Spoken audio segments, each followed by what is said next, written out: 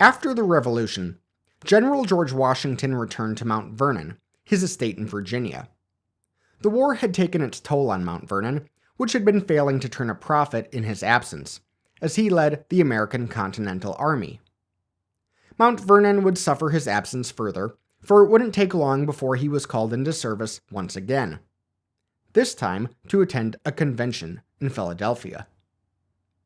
Unanimously chosen to be the presiding officer of that convention, Washington oversaw the delegates as they negotiated a framework for a new national government. This new Constitution of the United States had some detractors. Chief among them was Washington's fellow Virginia delegate, Patrick Henry, of Give Me Liberty or Give Me Death fame. But those anti-federalists would be unable to stop its ratification. You see, the document was ambiguous enough that it had the potential to serve the interests of whoever was reading it. And that included Southerners and folks who wanted limited government, like another Virginian, the 36-year-old James Madison, as well as Northerners and folks who wanted strong central government, like Washington's former aide-de-camp, Alexander Hamilton. In fact, Hamilton and Madison would work together after the convention to get the Constitution ratified, writing a series of essays known as the Federalist Papers. And once the Constitution was ratified, a national election was held, chosen, once again unanimously, by the electors to be the first President of the United States was George Washington. He headed up to the first temporary capital in New York City to form a cabinet. Over the next 8 years, Washington led the new nation through a turbulent beginning, as the government started feeling out the powers and the limits of the Constitution. And in the example he set, Washington created several important precedents for the nation. He resigned his military post before taking office, ensuring the government would always be run by a civilian rather than a military leader. Washington asked to be addressed simply as Mr. President, an unusually low distinction for a head of state. And knowing how central he was to the American imagination about the federal government, and how that needed to change, he decided to step down after 2 terms. After that, no president would serve more than 2 terms for the next 144 years. And then the Constitution was amended to guarantee nobody ever did it again. But there was one norm he hoped to make last, yet couldn't. A government of statesmen untied to political parties. I mean, we're all Whigs, right? Not only did Washington fail to prevent partisanship in America's future, he couldn't even prevent it in his own administration. Because just months into his presidency, his cabinet was suddenly divided between 2 factions that were viciously opposed to one another. The 2-party system was born. And although there were many issues dividing them, perhaps the most significant was industrialization.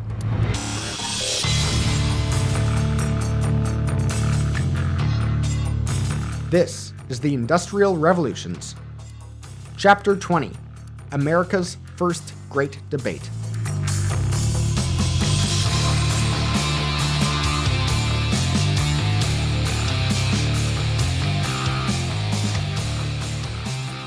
Okay, let's back up a second, because you're going to want to know this first.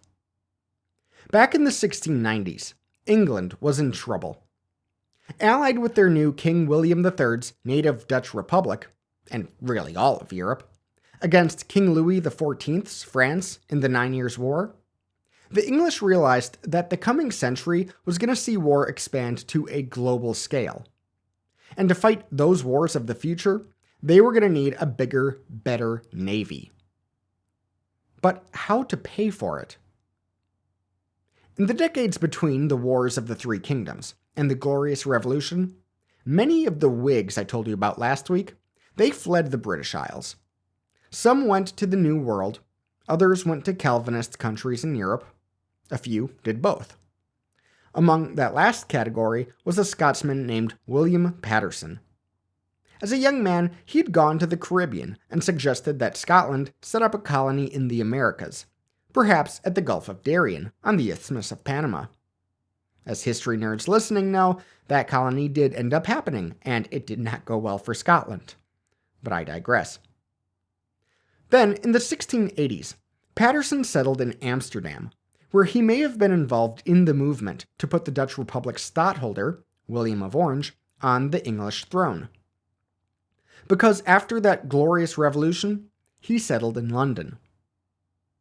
But while in the Dutch Republic, Patterson had taken note of the Bank of Amsterdam and its innovative financial practices, like issuing banknotes in exchange for bullion. Banknotes which could then be used as currency throughout the city. Paper money made exchange more efficient, and Patterson wanted to bring that idea to England. His new Bank of England would also act, in effect, as a lender to the Crown. This way, the government could borrow at low interest rates, while, in turn, provide the bank the critical monopoly to print money. And so, after 3 years of planning, the world's first modern central bank was born in 1694. The Crown borrowed heavily from the bank as it built up its army and navy. In the process, the army and navy spent loads of cash with merchants like the Galtons, shout out Chapter 18, and the Wilkinsons, shout out Chapter 6. And as war capitalism grew with paper money, finance grew, and financing of other industrial pursuits came along. Textile mills, coal mines, chemical plants, machine tools, and more. Central banking created the conditions for manufacturing as we know it, while simultaneously stabilizing national politics and state security. The idea of the central bank has since spread across the world, and its role has expanded into all sorts of monetary policies, like those around interest rates, to control the value of currencies. One of the first countries to adopt this idea was the new United States. It happened almost immediately upon ratification of the Constitution. But that doesn't mean it happened without a fight.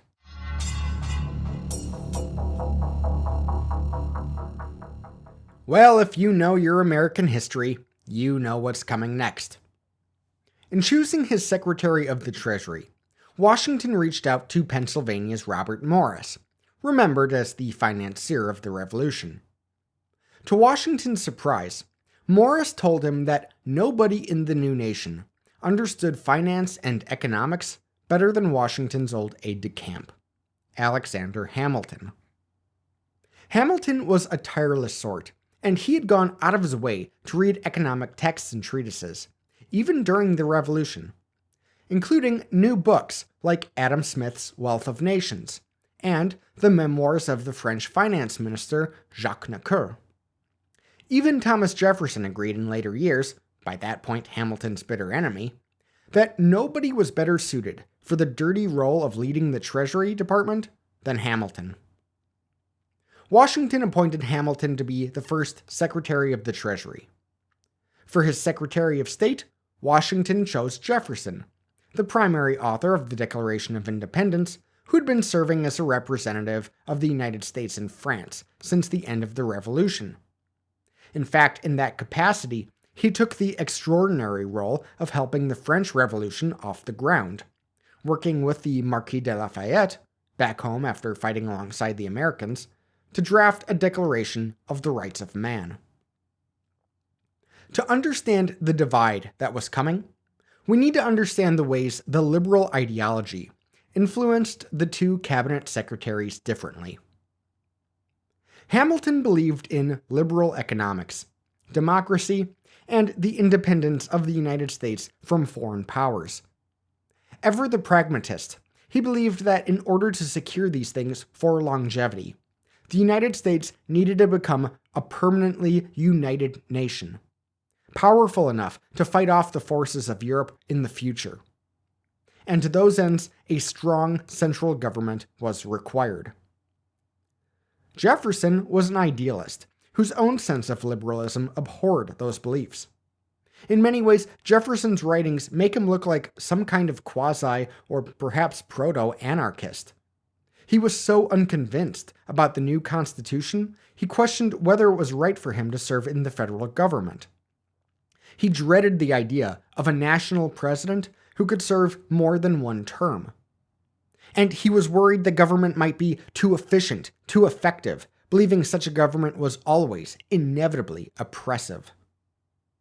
But he also hated the powers of high finance and industry. He feared capitalism as much as he feared big government. Hamilton's plan promoted both. They would make the federal government more powerful than the state governments, while also enriching speculators in America's primarily northern cities. And Jefferson believed those enriched speculators would become loyal to Hamilton personally as a result. The war between Hamilton and Jefferson began before Jefferson even made it to New York. Hitting the ground running, Hamilton issued a report on public credit to Congress in January 1790. In it, he recommended that the federal government assume state debts. You see, after the Revolution, but before the Constitution, the national government had a lot of difficulty raising revenue, so it had to borrow money. Plus, there was a lot of debt left over from the Revolution, still held by individual states, and somebody was going to have to deal with it.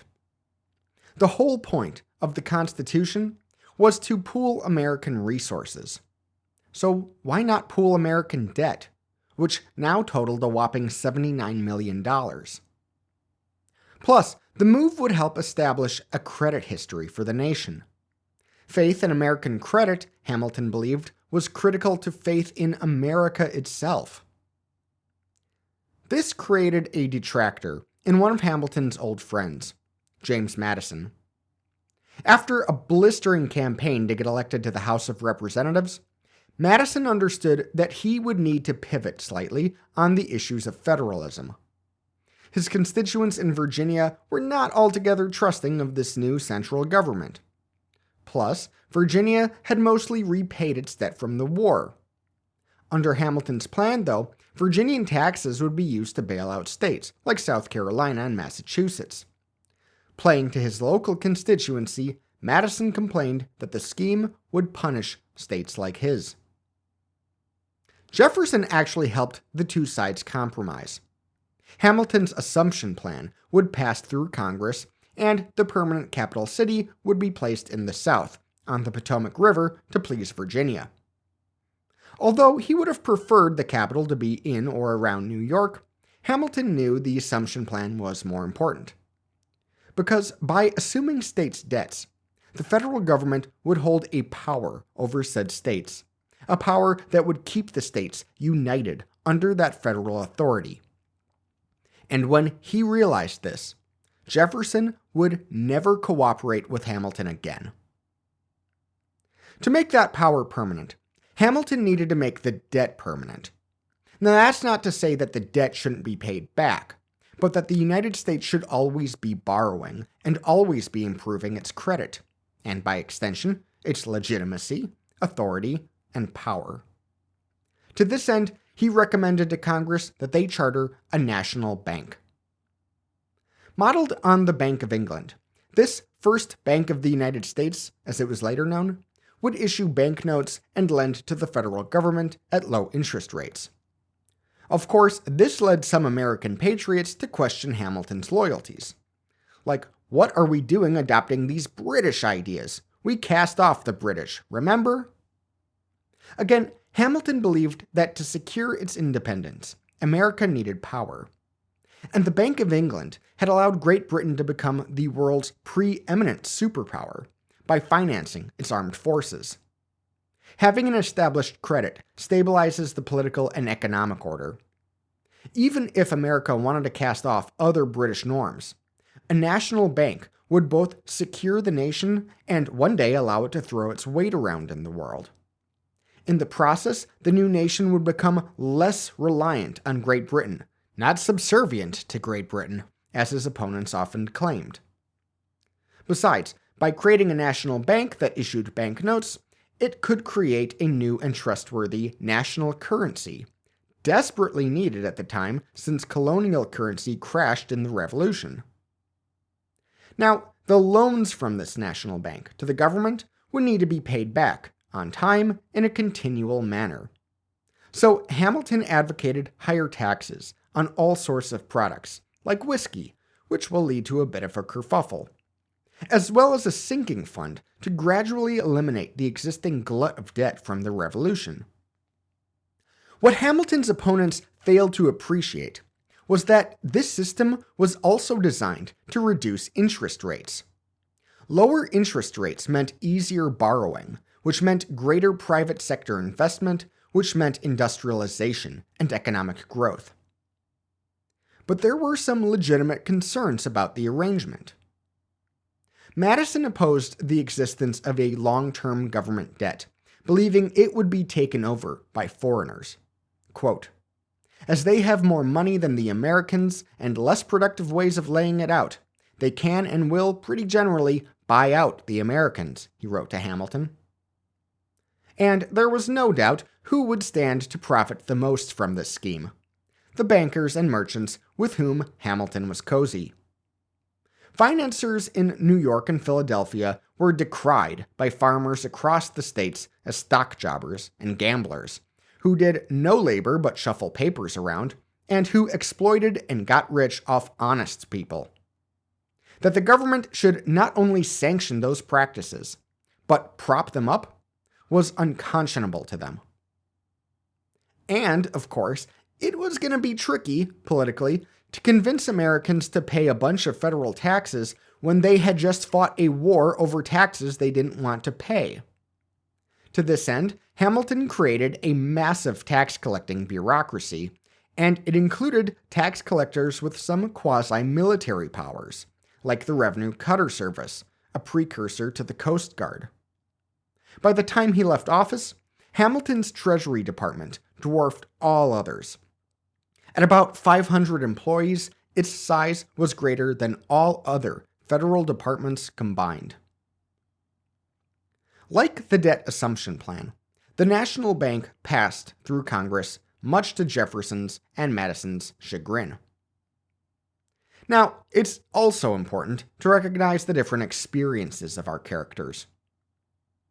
Brought up on sugar plantation islands of the Caribbean, Hamilton emigrated to the northern British colonies to study law and other subjects under a mix of instructors: Tories and Whigs, Anglicans and Presbyterians, etc. He had to work hard for his success and cozy up to those who could help him along. And thanks to his extreme intelligence, he was welcomed company in the homes of the New York and New Jersey elite. These included bankers, traders, and other merchants. Living and working in Manhattan, Hamilton's view of America was urban and industrial. Jefferson and Madison hailed from quite different backgrounds. Both were born into a landed Virginia elite. Both were students and masters of Enlightenment thinking. And both went on to serve in the Virginia legislature, where they were surrounded by similar sorts. Living on and managing estates in the Virginia countryside, their view of America was rural and agricultural. And these backgrounds were going to lead to a clash over the topic of industrialization.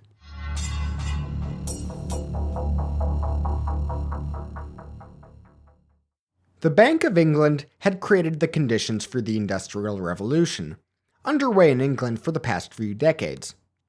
The first Bank of the United States would likely do the same in America. And to help this process along, Hamilton recommended Congress help subsidize modern industry in his 1791 Report on Manufacturers. Written more like a treatise on economics than a government report, the Report on Manufacturers alluded to Smith and pontificated the virtues of entrepreneurship. Okay, remember the physiocrats from Chapter 9? Well, arguing against the physiocratic tendencies of his rivals, Hamilton writes, quote, "Manufacturing labor reproduces a value equal to that which is expended or consumed in carrying it on, and continues in existence the original stock or capital employed. It ought on that account alone to escape being considered as wholly unproductive. That though it should be admitted, as alleged, that the consumption of the produce of the soil by the classes of artificers or manufacturers is exactly equal to the value added by their labor to the materials upon which it is exerted, yet it would not thence follow that it added nothing to the revenue of the society, or to the aggregate value of the annual produce of its land and labor. If the consumption for any given period amounted to a given sum, and the increased value of the produce manufactured in the same period to a like sum, the total amount of the consumption and production during that period would be equal to the two sums, and consequently double the value of the agricultural produce consumed. End quote. In other words, your cotton ain't all that useful until a manufacturer gets his hands on it. But of course, it wasn't just cotton.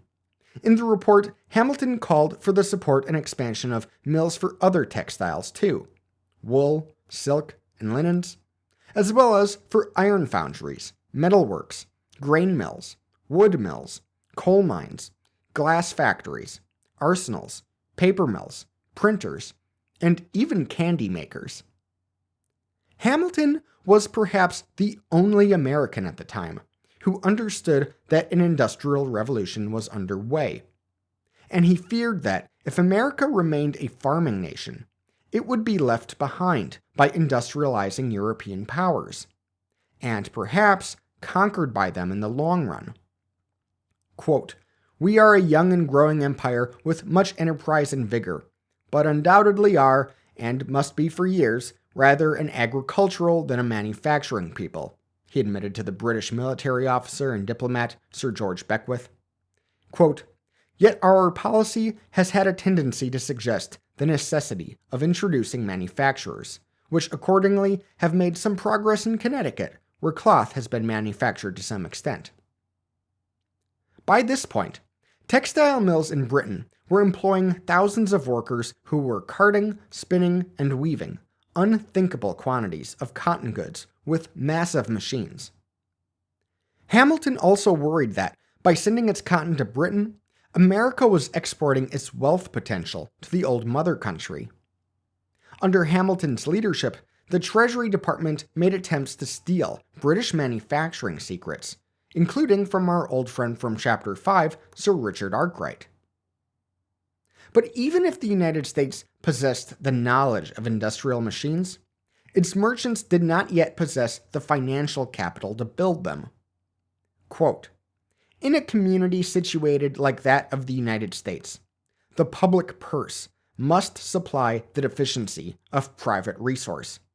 In what can it be so useful as in promoting and improving the efforts of industry?" Hamilton writes in the Report on Manufacturers. And if there were any qualms about taxpayers footing the bill for industrialization, Hamilton argues, quote, "There is no truth which may be more firmly relied upon than that the interests of the revenue are promoted by whatever promotes an increase of national industry and wealth." Hamilton was talking about economic stimulus. This time, Congress shelved the report. So instead, under Hamilton's direction, the new national bank would issue bonds for a new corporation, the Society for the Establishment of Useful Manufacturers. And the society would set up a new industrial city, what they hoped to be the city of the future, at Paterson, New Jersey. By exempting property owners there from taxes for the first 10 years, Paterson began as a free enterprise zone and the home to one of America's first public-private partnerships. Based at the Great Falls of the Passaic River, water would power the mills of the factory town. Now, the society itself failed, unable to turn substantial profits fast enough to pay back the bonds. But it did spawn development in Paterson, where 13 textile mills were running by 1815, employing some 2,000 workers. This cradle of American industrialization expanded into steel and machine engines as time went on. But guess who hated these efforts to industrialize the United States? Jefferson and Madison. Now, consider where they were coming from. In the late Middle Ages, as the tools of warfare became more expensive, cannons, etc., high finance became the means kings used to solidify their power, as the support of lords and knights became less relevant. And to pay back the loans of high finance, monarchs like Henry VIII, Elizabeth I, and Charles I pushed aggressive taxation policies. And thanks to some pretty ancient charters, urban craftspeople were somewhat less exposed to these taxes than the farmers were. Hence, the connection Jefferson and Madison may have seen between finance and manufacturing and authoritarianism. On top of that, the idea of subsidizing private industry, as Hamilton recommended in his report, went far beyond the limitations of the Constitution, as they saw it. Hamilton suggested it followed the clause of the Constitution that authorizes Congress to provide for the common defense and general welfare of the United States.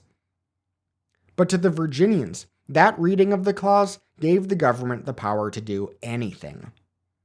To them, Hamilton's recommendation struck at the heart of the American experiment. It struck at their view of the national character of the United States. Jefferson, in particular, saw America as a safe haven for simple country living.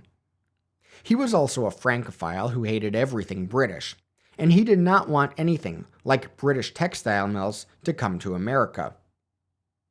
As he wrote in his Notes on the State of Virginia, Jefferson said, quote, "In Europe, the lands are either cultivated or locked up against the cultivator. Manufacture must therefore be resorted to of necessity, not of choice, to support the surplus of their people. While we have land to labor then, let us never wish to see our citizens occupied at a workbench or twirling a distaff.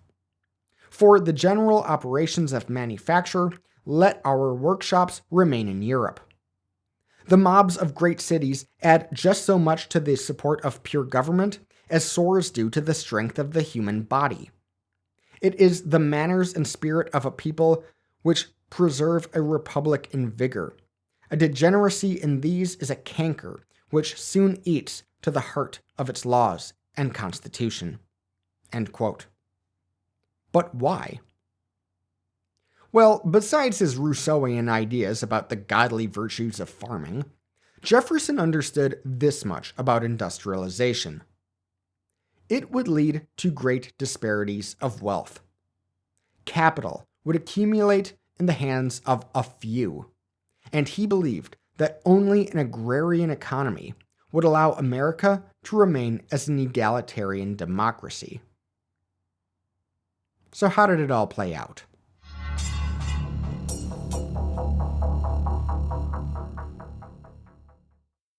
The policy disagreements between Hamilton and Jefferson soon boiled over into all-out character assaults of each other in the public eye. Hiding behind private correspondences and the newspapers they controlled, they attacked each other's motives, loyalties, and even religious views. Rumors and innuendo were abound. They both stayed on in the cabinet through Washington's re-election, but they would not last the administration.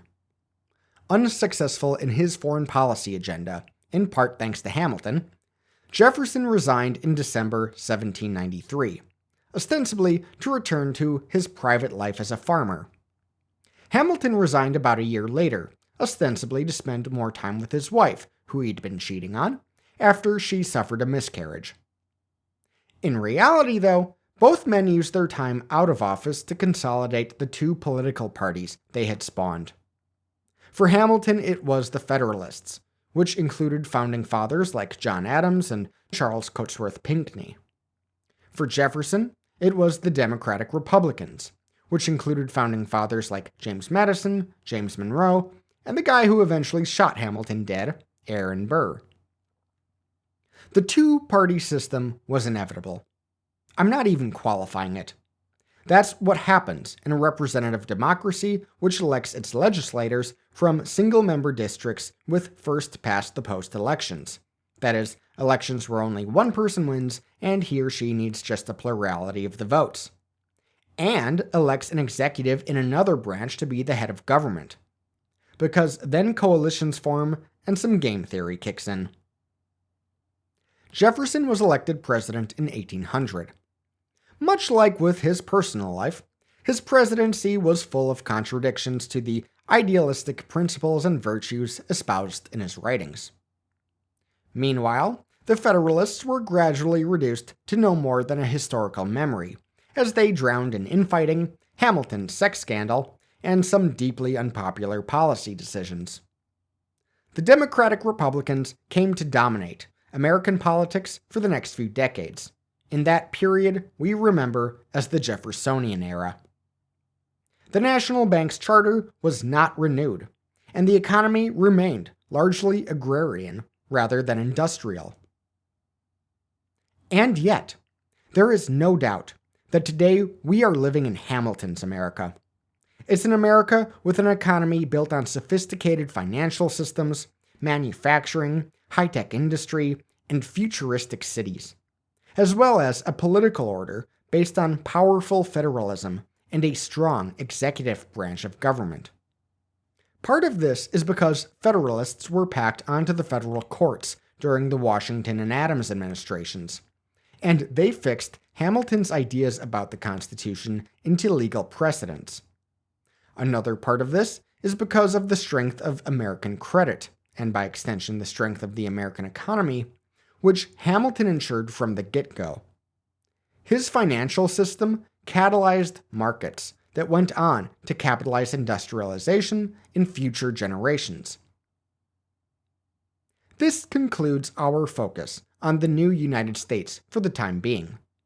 But we will be moving on to another event that drove a wedge between the Federalists and the Democratic Republicans: the situation in France. Next week on the Industrial Revolutions.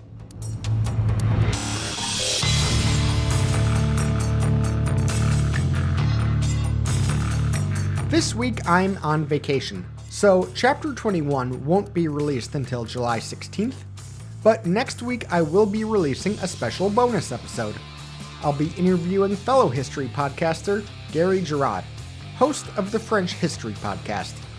Until then, au revoir, and to my fellow Americans, happy Independence Day.